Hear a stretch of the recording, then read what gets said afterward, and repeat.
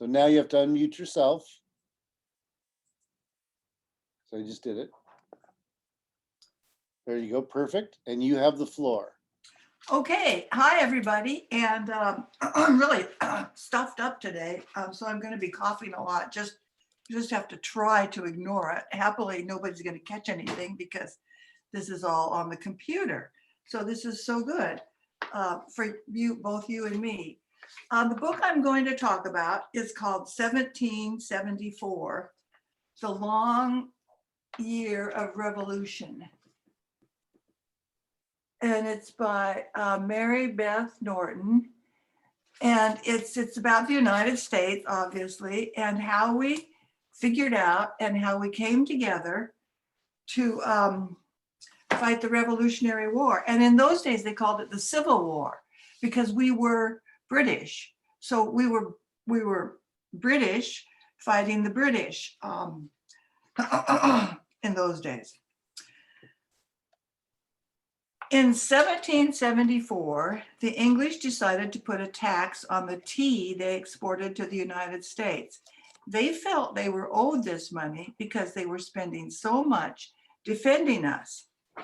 They were paying an English governor to rule over each US colony, and there were 13 of them, as you know.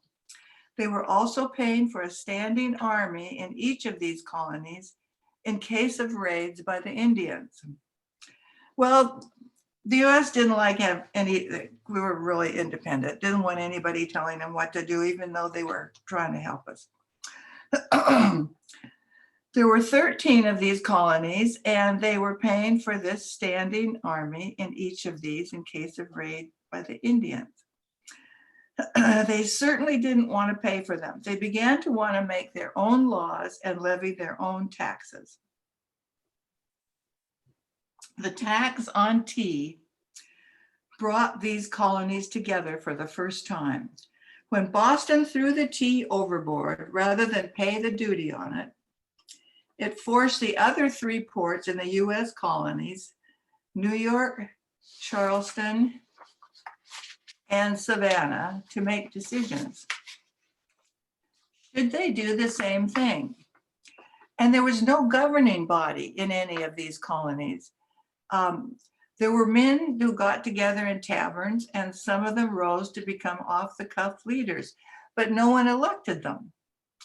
So it was tea that really kind of first forced the US to become a country.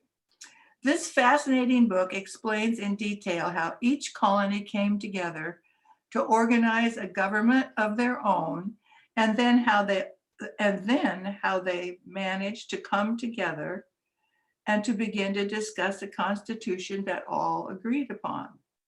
For example, after much discussion, a group of Virginia men signed a statement calling for an annual Congress of the colonies, and that tea ought not to be used by any person who wishes well to the Constitution. Of course, they didn't have a Constitution yet. Some of the men resigned the group rather than sign this terrible statement. It was so fascinating to me that all this sophisticated discussion was based on drinking tea.